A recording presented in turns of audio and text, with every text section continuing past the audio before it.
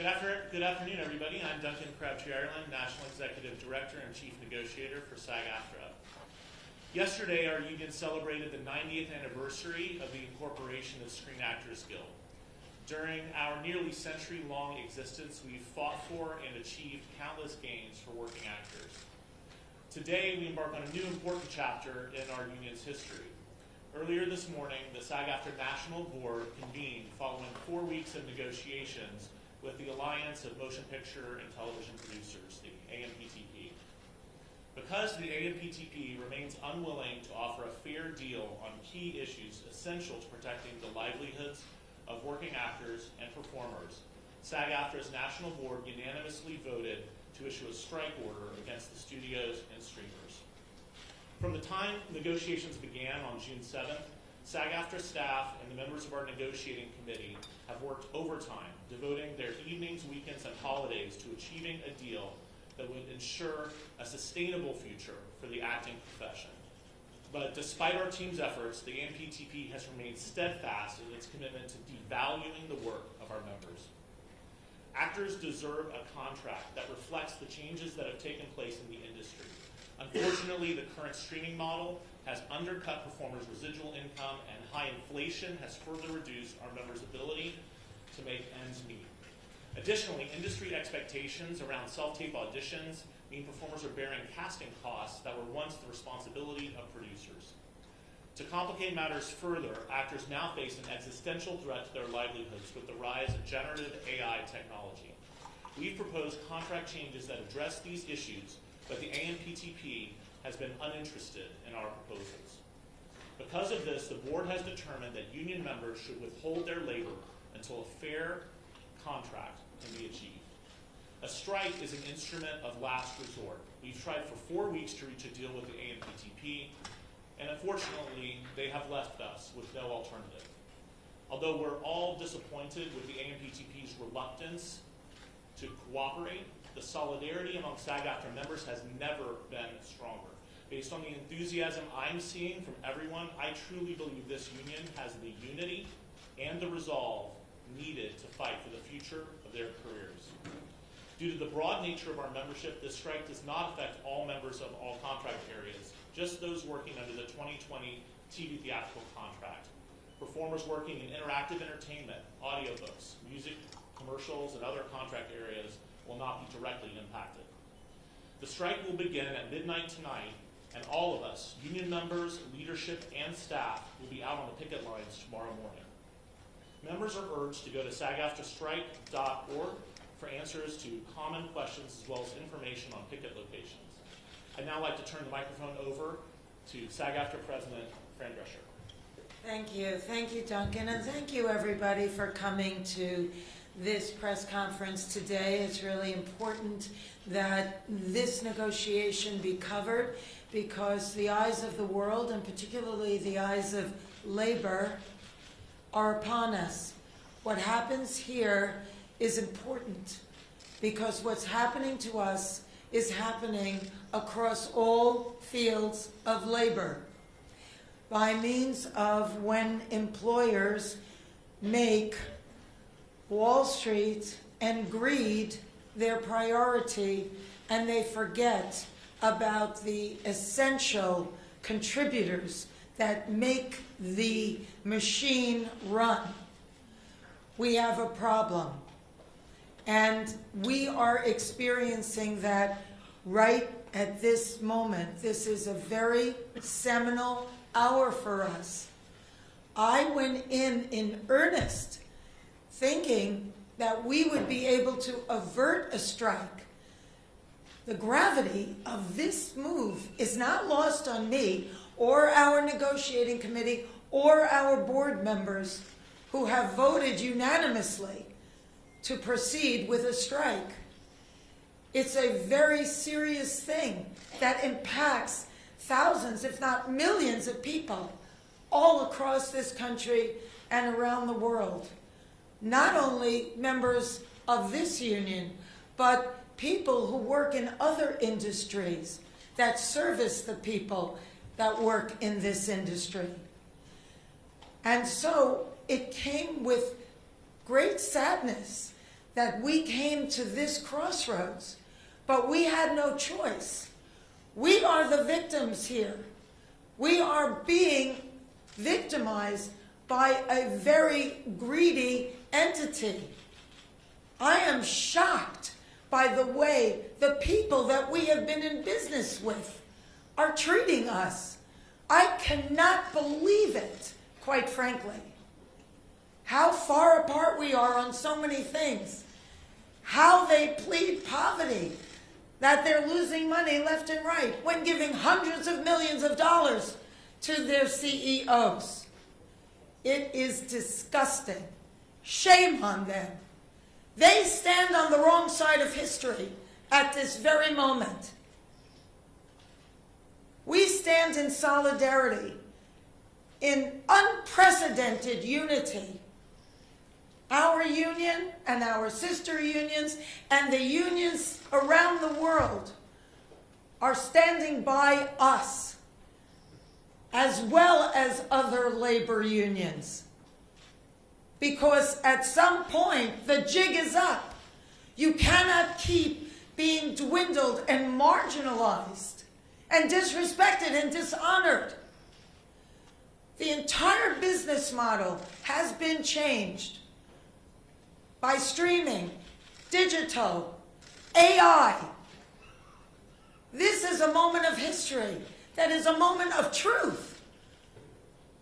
If we don't stand tall right now, we are all going to be in trouble. We are all going to be in jeopardy of being replaced by machines and big business, who cares more about Wall Street than you and your family. Most of Americans don't have more than $500 in an emergency. This is a very big deal, and it weighed heavy on us. But at some point, you have to say, no, we're not going to take this anymore. You people are crazy. What are you doing? Why are you doing this? Privately, they all say we're the center of the wheel. Everybody else tinkers around our artistry. But actions speak louder than words. And there was nothing there. It was insulting. So we came together in strength and solidarity and unity with the largest strike authorization vote in our union's history. And we made the hard decision that we tell you as we stand before you today. This is major. It's really serious, and it's going to impact every single person that is in labor. We are fortunate enough to be in a country right now that happens to be labor friendly. And yet, we were facing opposition that was so labor unfriendly, so tone deaf to what we are saying. You cannot change the business model as much as it has changed and not expect the contract to change too. We're not going to keep doing incremental changes on a contract that no longer honors what is happening right now with this business model that was foisted upon us. What are we doing? Moving around furniture on the Titanic? It's crazy. So the jig is up, AMPTP. We stand tall. You have to wake up and smell the coffee. We are labor and we stand tall and we demand respect and to be honored for our contribution. You share the wealth because you cannot exist without us. Thank you.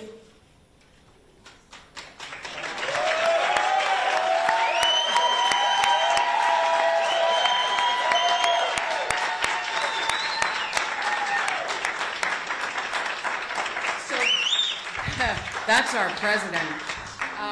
Questions? Right here, Jeremy. So you guys said at the start of talks that you guys were not going to be beholden to any terms that the AMPTP negotiated with the DGA. Did the DGA's contract become like part of pattern bargaining when it came to streaming and AI and other So first of all, I think it's important for us to note that we respect every union's right to negotiate the contract that's right for their members. And there's nothing about our statements about not wanting to be held to pattern bargaining that in any way are intended to detract from the DGA's agreement or any other union's agreement. But SAG-AFTRA members are SAG-AFTRA members, and we went into that negotiation negotiating for our members.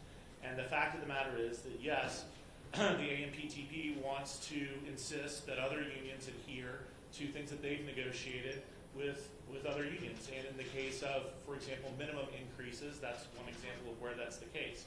The companies insisted that we agree to limit the increases in minimum salaries for our members to a pattern deal. And our negotiating committee rejected that idea. I reject that idea. Our members need to receive increases that allow them to keep up with the pace of inflation. We believe that our members should not be working in 2023 for less money in real dollars than they made in 2020. And we certainly believe that our members should not be working at the end of the term of this contract in 2026 for less money than they made in real dollars in 2020. That's wrong, it's unfair, and it's unacceptable. And so we didn't reach any agreement on that point. Duncan? Hang on 1 second, please. I'd like the committee to come in and join the negotiators, please. Yeah. Committee members?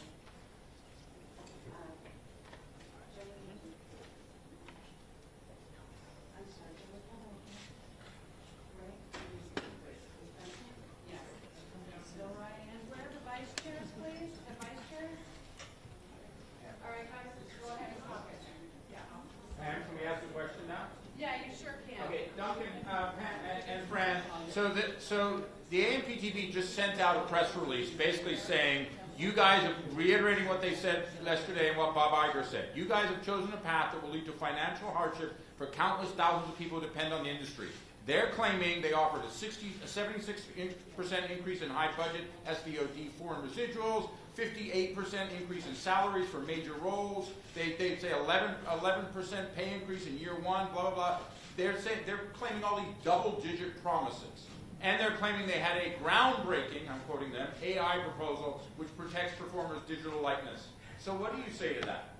Well, Fran may have some things she wants to say to that, but let me just take one of the items that you mentioned, and I'm not going to be able, not having seen their press release, I can't respond to every point of it. But this groundbreaking AI proposal that they gave us yesterday, in that groundbreaking AI proposal, they proposed that our background performers should be able to be scanned, get paid for 1 day's pay, and their company should own that scan, their image, their likeness, and should be able to use it for the rest of eternity in any project they want with no consent and no compensation.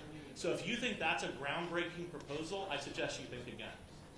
Duncan and Frank, a few weeks ago, you guys put out a video that suggested that you were seeing progress in the talks and you sounded encouraged by what was happening. So what turned? What was the pivot? Where did things go south? Well, you know, initially we started kind of on the outside. They weren't really ready to get to the core issues, and we were encouraged, quite frankly. But we didn't realize that that was where it ended, where it began and ended. And all the core ingredients, you know, we were basically either stonewalled or were so far apart that, you know, it was just... And in earnest, we gave them an extension of 12 days, which they absolutely wasted, making us feel like we've been duped, like maybe it was just to let studios promote their summer movies another 12 days. They stayed locked behind closed doors. They continued to cancel our meetings with them. We thought, you know, well, maybe they're really getting into it. But then what we ultimately received from them was what my mom would call a leck and a schmeck. Fran, the motion picture company released a statement saying that you guys walked away from a historic offer. Was this in fact historic? Can you repeat that again? Yeah, the motion picture companies released a statement saying that the union walked away from a historic offer, that you guys left the negotiating table. Was this in fact historic? What was historic about it is that we were really so marginalized, so dishonored, and so disrespected that it was really egregious and disgusting. So that's what was historic. That at a moment when streaming and AI and digital is so prevalent in the industry, it has disemboweled the industry that we once knew. When I did the nanny, and everybody was part of the gravy train. Now it's a walled-in vacuum. And not only is it unfair to everybody up and down the ladder, but the entity that employs us, it's really un-American. And it's unconscionable. What are you doing? We're not curing cancer here. It's a collective art form. Hang on 1 second, please. Hang on 1 second. We have a live stream. This is being viewed by several thousand people online, so I need you guys to use the microphones. We're going to go back to me recognizing you, and you will go to a microphone either here or here. Gene? You talk a little bit about how long you expect this to go on. Are we talking about weeks? Are we talking about months? And what would it take to get back to the table? That's up to them. We're open to talking to them tonight. But, you know, it's up to, all of this is because of their behavior. It's up to them if they're willing to talk in a normal way that honors what we do. I mean, they are well aware of what it takes to make a deal. Fran and I personally spoke to several of the CEOs of these studios yesterday and at length. They know what it will take to make a deal. They had the power in their hands to make a deal and avoid this strike. They chose not to do that. And last night, we told the AMPTP directly across the table, we're ready, willing, and able to return to the negotiating table whenever they're ready to do so. Their response to us was that they would be ready to talk whenever we would act in a civilized manner, not be on strike. We told them that it's not uncivilized for people to go on strike. It's a moral right, it's a human right, and it's a legal right of our members to collectively bargain, to organize, and to go on strike if needed to defend their rights, and that we will be happy to approach them and negotiate with them whenever they're ready to do so. We were then later informed that it would probably be a while. So we will be here doing what we need to do to defend our members and to ensure we get a fair contract, and we encourage them to come back to the table because we're ready to talk whenever they are. All right here, please. It's obvious that AMPTP is working in a coordinated effort with all the studios. Are you planning to do the same with the other entertainment unions? We've been in constant contact with our sister unions. You know, the other unions in this industry have been incredibly supportive. We have been incredibly supportive of them. I'm sure it hasn't gone unnoticed that thousands of SAG-AFTRA members have been walking the WGA picket line since the beginning of May. But, you know, over the past years, we've been working together closely. The relationships between the industry, entertainment industry unions have never been tighter, have never been closer, and we absolutely are standing in solidarity with them, and they are standing in solidarity with us. All right, we're going to go to Abby with people. Use the mics, please.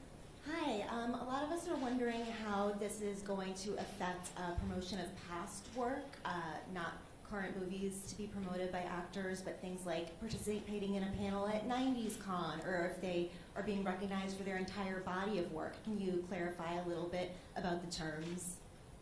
Sure. We will be issuing a strike notice and order to our members today that lay out exactly what members are prohibited from doing as part of this strike and what they can do.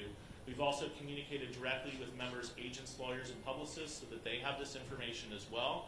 In general terms, any kind of promotion of any project that was made under the TV theatrical agreements, either current or past, will not be allowed, whether that's at a con, at a festival, at a panel, on social media, at a premiere, in any form. Members who have other types of activities going on, like autograph signings or things that are not related to specific companies or projects that are produced under these agreements, they'll be able to continue doing that. But we encourage all members who have any doubt about the boundaries there to reach out to the union, read the guidance that we'll give them, and we can answer their questions directly and individually. All right, over here. Hey guys, what do you make of the reports that the AMP, that the Academy's strategy was to bleed union members dry. I know there was a specific regards to the WGA, but what were your thoughts on that piece that came out? It was reported in the press just recently that there were some executives from the studios who stated that that it was okay for writers to go homeless as a result of this strike, or that, like you said, that they want to bleed the people dry. I think Fran might have some words to say about that. Necessary evil. Necessary evil, that's right. Can you believe that? I mean, we had a whiteboard with quotes, just so the room would remember some of the things that were said. But you know what? Eventually, the people break down the gates of Versailles, and then it's over. Well, we're at that moment right now. Thank you. Right here. Hi, Ted Chen, KMBC. As you know, this is going to have a significant impact on the LA economy, perhaps costing it as much as $30 million a day. What would you want to say to the businesses, to the people who are going to be losing their living because of Hollywood, who are going to be suffering alongside with you? Well, believe me, our heart bleeds that we had to make this decision. But we can't not get what these members deserve, because it's only going to get worse. This is where we drew the line in the sand, and it's a terrible thing to have to do, but we were forced into it. And let's not forget, actors are working people too, alongside everyone else in this economy. And every working person should feel empowered to stand up for themselves. And when an employer, especially these big multinational corporations, wants to take advantage of you, wants to use their power to squash you under their heel, it is your right and your obligation to stand up to them. And I have a very strong feeling that those other people, whether they're parts of unions yet or not, will see what our members are doing and will understand why we had to do it. And Fran and Duncan, I have a quick question, Leslie with the Associated Press. How do you anticipate that this will affect Emmy's campaigning amongst actors, since nominations were just announced yesterday? Our strike rules will not allow any form of promotion for television series, streaming series that have been produced under these contracts. My expectation is that it will bring any actor participation in Emmy campaigning to a close. Hi, Charlie Trepany with USA Today. You mentioned some of the issues that went into this decision to go on a strike involving salary and generative AI. Was there one particular overriding issue that proved to be the biggest deal breaker for the union? I think there are several really important issues. Fran and I talked to the CEOs about those issues yesterday, and we mentioned a couple of them. AI, of course, is really important. But in addition to that, the basic respect reflected in minimums that keep you at least so that you're not earning less money today than you were earning years ago, that's another example. And also, as Fran has talked about, the fact that this business model has been changed, but the companies want to just keep our members locked in a contract that doesn't reflect that change. We have a proposal regarding the sharing of revenue from streaming services that has been on the table since day one of negotiations. The companies have refused to engage on that proposal and give it any meaningful discussion, much less agree to it. And we discussed that issue with the CEOs yesterday as well. Okay, right here, please. Duncan, in the name of the Spanish language broadcasters that we are here at this press conference, I would like to ask you in Spanish, ¿qué provocó el rompimiento de estas negociaciones y de qué manera han sido tratados por los representantes de los productores y los estudios cinematográficos?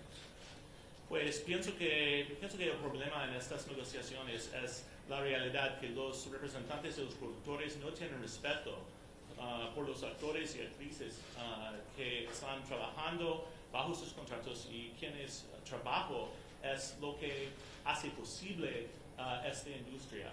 Y todos de nuestros miembros, los miembros de habla inglesa y de habla hispana, son completamente unidos en luchar por sus derechos contra estos empleadores y todos nosotros vamos a hacer lo que es necesario a asegurar que nuestros miembros de habla hispana y de habla inglesa que están trabajando bajo estos contratos tienen contratos con respeto y con salarios justos y términos apropiados.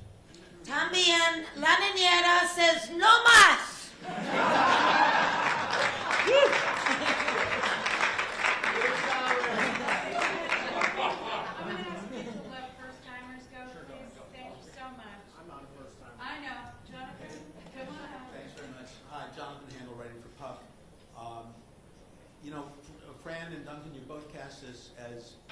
I want to step back, as existential. And that makes the stakes very high. And of course, the companies claim it's existential for them in terms of the challenges that the business is facing economically and theatrical and linear television, the amount of money that needed to spend to compete with Netflix in streaming. How do you win a victory in a situation where there is just so much head-to-head, so much fear, uncertainty, and doubt, and so much at stake? I just say that I have zero doubt that these companies could have agreed to every single item in our proposal package without a problem whatsoever in their bottom line. They could do that. They choose not to do that. We told the CEOs yesterday, and we've told the AMPTP across the table as it relates to our streaming revenue share proposal, that we would be flexible on the terms of that. The issue is that there has to be a change in the structure. It's like what Fran said. We can't continue working off of a contract that was designed for a different business model. Despite that indication of flexibility, unwillingness to move in our direction or even substantively discuss the proposals. This strike could have been avoided 100% by these companies simply being reasonable, and nothing about this contract would damage those companies at all. This is a matter of respect for SAG-AFTRA members, for the work they contribute, and it just isn't there. Fran, do you want to add to that? Do I? Well, I said to their faces that, you're sitting there trying to squeeze us out of our livelihood. You're systematically figuring out ways to carve us out of what is due us. And you're sitting on the wrong side of history. Shame on you. That's what I have to say. Thank you. All right, right here, please. Alison Petrowski, Channel 9 Australia. Fran, you mentioned that the eyes of the world are watching at the moment. What is your message to actors and other members of the entertainment industry operating in different parts of the world, but fighting the same battles that you are here? Well, we all have to stand together on this because it's like a malignancy that's spreading, and we're already in stage 4. And if it doesn't get attended to immediately and swiftly with precision, it's going to destroy not only each of us, but the industry at large. I'll just add, SAG-AFTRA has members all around the world, and we also have extremely close relationships with our sibling actor unions all around the world as well. And there have been plenty of times in the past when SAG-AFTRA members have gone to bat to fight for our fellow members around the world, whether it be in New Zealand with respect to the Hobbit situation, whether it be in South Africa, helping our colleagues there achieve copyright protections in their domestic law that they didn't have before. We've stood by, and we do stand by them, and we know that they stand by us. We've spoken to them, and we know that we have solidarity from actors all around the world because they know this is a just fight. This is the same fight that they have. We're all in it together, and we are going to win it. Thanks, Duncan. Another first-time question? Hi, Brooks from the New York Times. There have been a lot of optics of CEOs at Cannes and Sun Valley while holding the line. They can't afford to meet your proposals. The companies push back by sending photo of you in Italy and the selfie with Kim Kardashian.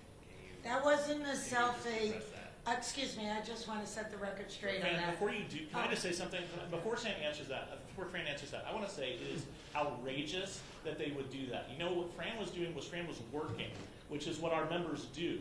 And for these employers to cynically try to turn our members against Fran because she's doing a job that she was under contract to do, while, by the way, she was zooming into our negotiations after work hours, working 18 hours or more a day.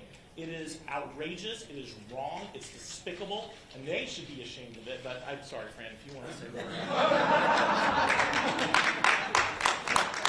No, I appreciate that. I mean, I'm a brand ambassador for a fashion company, and so is Kim. I had only met Kim seconds before that publicity picture was taken. It had nothing to do with being at a party or having fun. It was absolute work. I was in hair and makeup 3 hours a day, walking in heels on cobblestones, doing things like that, which is work, not fun. I'm sure Kim would have rather have been at her home in Malibu with her children too, but we work. That's what we do. And at 10:30 at night, I would leave the event, I would go to my hotel room, and I'd call into the Zoom. And when I couldn't get through to them because I was on a plane, I was texting with them constantly throughout the plane ride. I worked around the clock in 3 different time zones because my parents live in Florida, though I keep asking them to move here. And I managed their well-being as well. So, you know, I think that all of the people standing behind me stand behind me.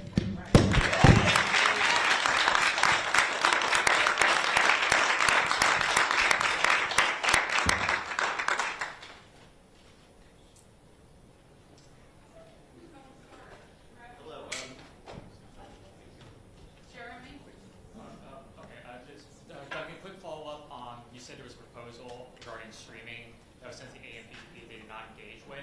So why don't you just talk a little bit more about what some of the terms were, particularly involving viewership data, because I know that was an issue that actors really raised about tying viewership data to residuals.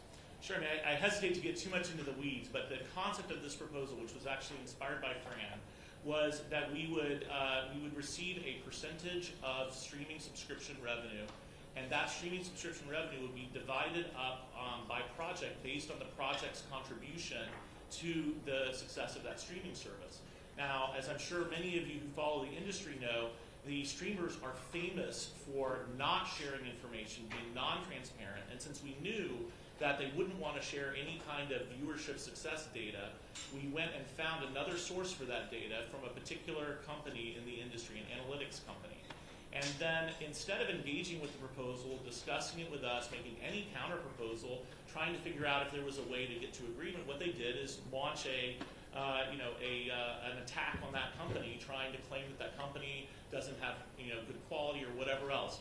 Again, not legitimate at all. This was their distraction tactic to try to avoid engaging on a totally legitimate proposal. And from day 1 to day 35 of these negotiations, we never got any substantive response to that proposal. And it's just part of the larger story of the companies refusing to engage with legitimate proposals and refusing to do what it takes to try and make a deal. And that's the reality. Thank you. Right here? Hello, Alex Golden, NHK Japan Broadcasting. If I have it right, this is the first SAG-AFTRA strike in decades since 1960 or 1986, if you count the 14 hours. My question is, do you remember what the issues in those previous strikes were? And do they relate to today at all? So first of all, let me just say this is the first SAG-AFTRA strike in this contract in over 40 years. It is true we have had other strikes since that time in other contracts, but this is not a strike-happy union. This is a union that views strikes as a last resort, but we're not afraid to do them when that's what it takes to make sure our members receive a fair contract. Our strike in 1960 is the reason that our members have a health plan. It's the reason that our members have a pension plan, and it's the reason why our members get residuals. And successive strikes since then have been the way that we have achieved key proposals that have been necessary to keep our members, having a professional life, having a career, and having the ability to do this job. I'm not an actor, but I know, because I spend all my time around actors, it is a hard job. Anyone who doesn't know that, it is a job that requires you to have incredible resilience, that requires you to spend most of your time looking for work as opposed to doing work. It is a job that makes it hard to get basics in life, like health insurance, like any kind of retirement. That's what this union provides, and I highly doubt there are any members of this union today who would say it wasn't worth it to go on strike in 1960 for as long as it took to achieve our health plan and our residuals. Well, this is the same kind of strike. This is the kind of strike that makes sure that our members' livelihoods are not taken away by artificial intelligence. This is the kind of strike that makes sure as this industry changes its business model, our members are not left behind. This is the kind of strike that says our members are not going to take less money 6 years later because of inflation that the companies refuse to account for, and a host of other things. And it's the kind of strike that is unfortunate. It's sad that we're at this point, but it's 100% necessary, and it's 100% deserved by the actions of these companies. Okay, last question right here. Hi, so let's finish it up with what is your message to the fans and consumers who aren't interested in the nuance that we're discussing here today? They just want their favorite TV shows or they want to go to the movies. Well, what makes you think they're not interested in what's happening here? I think that they have an allegiance to all of us because we bring joy to their lives, we bring entertainment to their lives, and during COVID, they turned to us for everything. So I don't think that your assumption that they don't really care about anything but being entertained over the summer is the bottom line, when the people that give so much to them and enrich their lives in so many ways are saying we are being taken advantage of in a terrible way. And if we let this happen to us, dollars for donuts, it's going to happen to you and your family, your children, and everybody that you work with too. That's how threatening this moment is in our nation's history. Thank you, everyone. Thank you, Fran.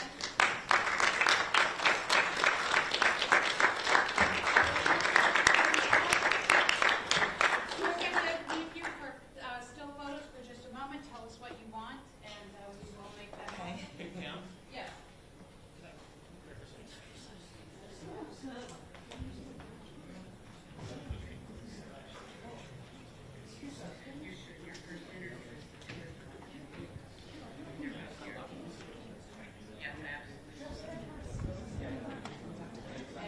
All right, still photos, please. Everybody look at the camera. Start on your left. Show eye line, please. Start on the left and move right. Photographers, raise your hand. Show more love, please.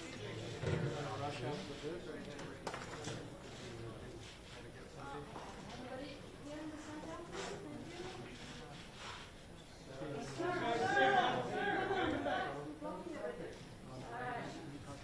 Everybody straight ahead, please. I think we should make a fist. So we know that we're doing our normal race.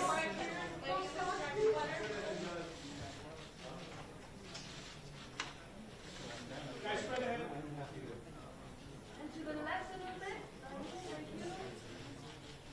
Still photographers, can we get a shot too, please? All right, what do you need? Still photographers, can you drop down, please?